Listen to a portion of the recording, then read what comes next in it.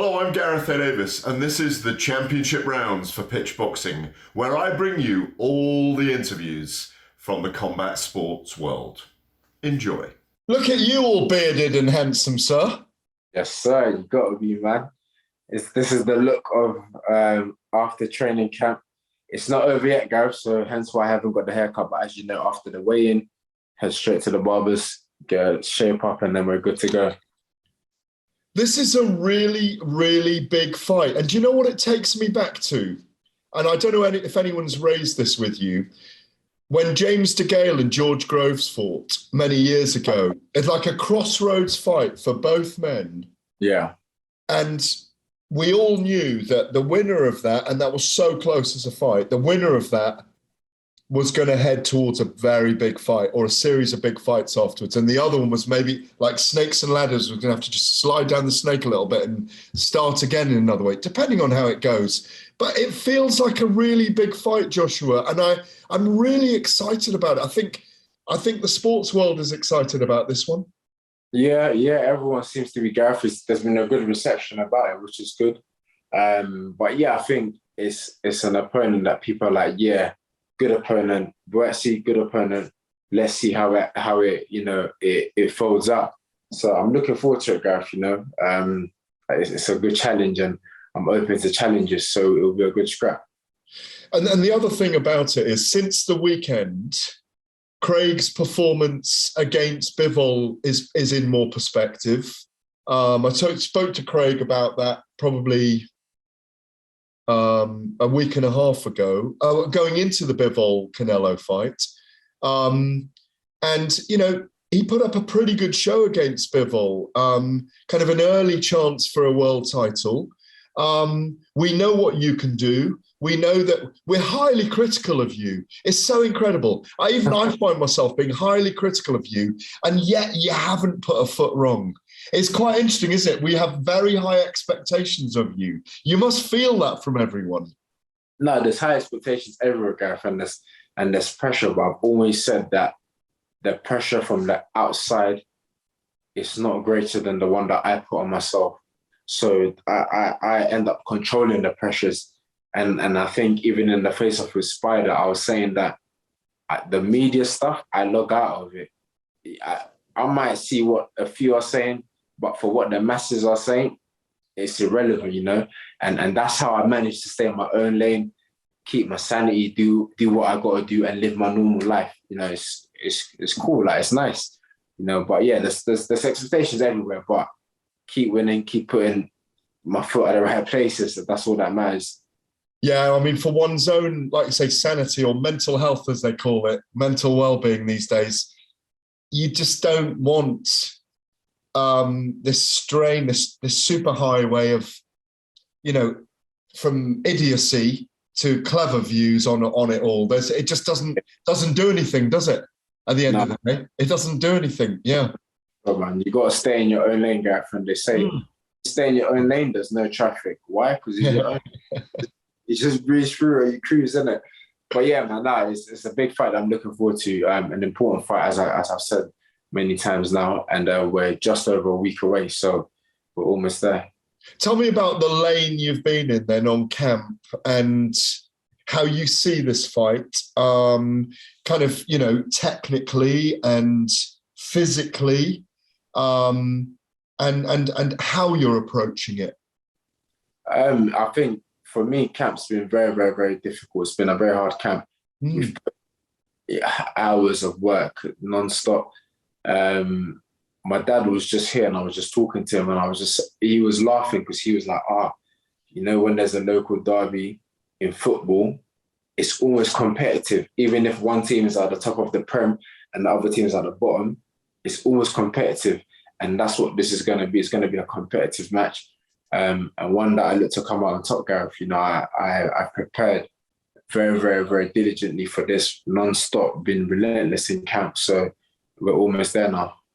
Have you got to be busier than you usually are? Have you got to be the best Joshua Buatsi? Have you got to take it to him? I mean, the styles is a very interesting matchup. You're both very languid in the way you fight. You both have gears. You're both big men at 175 and naturally big men who are not boiling down in weight. He might have to boil a little bit more than you, I think, maybe a little bit, but it's so intriguing. That's what's so great about it. And, you know, it's just fascinating from a purist perspective. It's a fascinating fight. Yeah, I mean, to answer that, you're right. There's so many questions. What style do I come out with? What style does he come out with? Am I gonna box? Is he gonna box? Yeah. Is he gonna fight?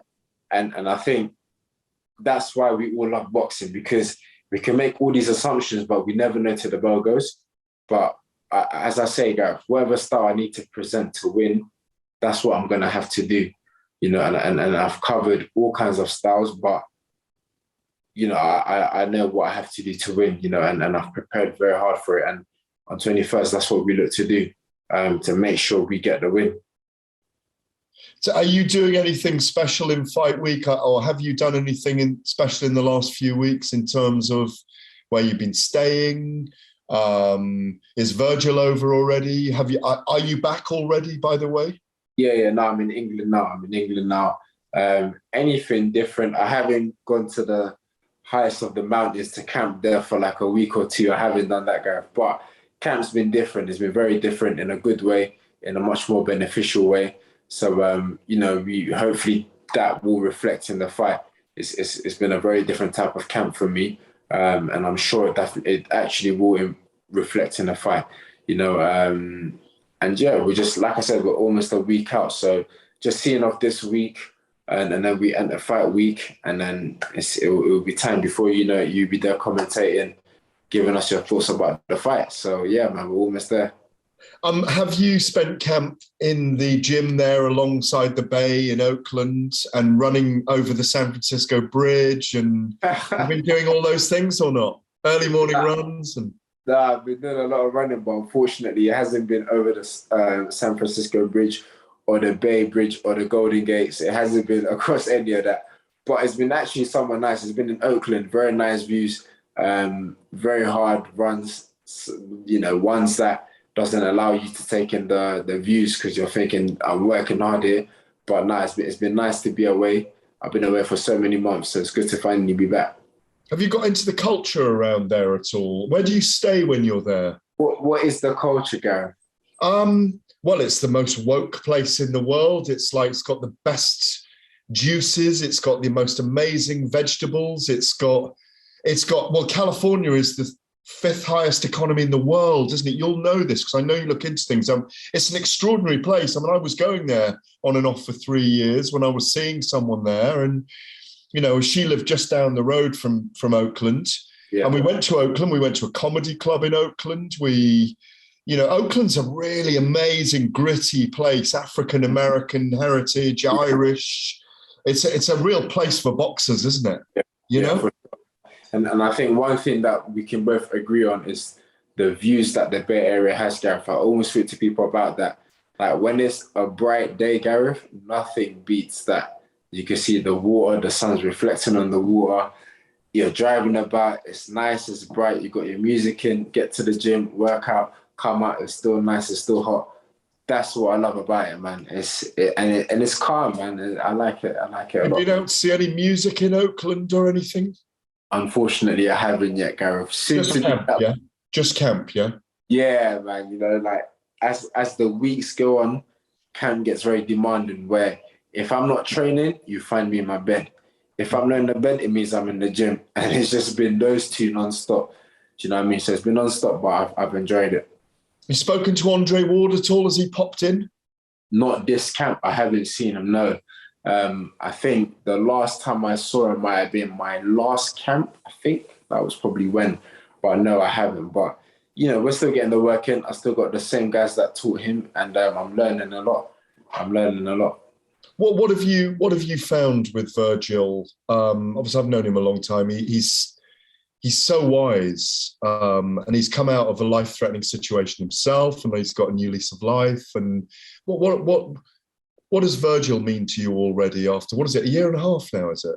Yeah, about that. Yeah. But that's gone quick. It has. Yeah, it's gone quick. I think for me, I think about decisions that I've made recently, and that's up there with one of the best ones that I've made. I'm with a group of coaches that they teach what I believe is the real science. I believe in the teachings wholeheartedly. So for me, it is a student that's excited to learn. When I was in school, sometimes I don't want to go to this subject, I don't want to go to that subject, but I want to go to PE. This is PE. I look forward to going to PE. I'm going to learn and have fun in PE. Do you know what I mean? So this is that one. Whereas if it was the English, the maths, the sciences, oh my goodness, I'm trying to avoid that. But this isn't that. So I do enjoy going to this one, yeah, for sure. Who are the other guys there working with you with Virgil? We have one of my main coaches called Jeff, and we have my cut man, Don. They're the three men that I work with. I think you met Don I know Don. Yeah. Either in Manchester or when I boxed Bologna in Essex. But yeah, so yeah, that we have a small team there, but these are guys that, again, I believe know what they're teaching, and they teach from the same book. So, you know, I'm always learning the same thing. So it's very important. Tell me about last weekend. Did you watch the Bivol Canelo fight? I did, yeah. What did you think? What did you think? I think Bivol had the style that was needed to beat Canelo. And, you know, prior to the fight, I said Bivol's going to win. Was I 100% on it? I wasn't. I just said, if you say I have to pick, I think Bivol's got the style for it.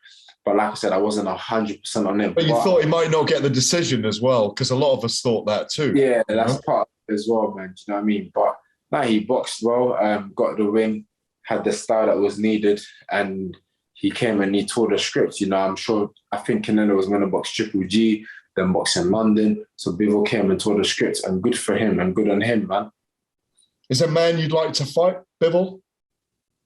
We've said that, you know, that was the governing body that I think I had the highest ranking with, I think. And that was the belt that, you know, I was going for, and I'm still going for. So my plans haven't changed. That's to whether I want to fight for a world title or not, Gareth. It remains the same.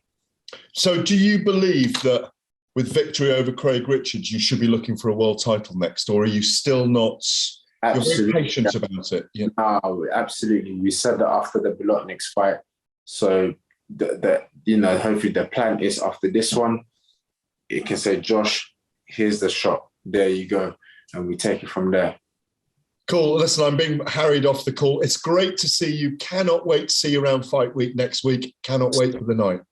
So for sure, have a good evening, man. Thank you very much. Thank you very much indeed. Great to see you. Thanks, Joshua. Thank you. Cheers.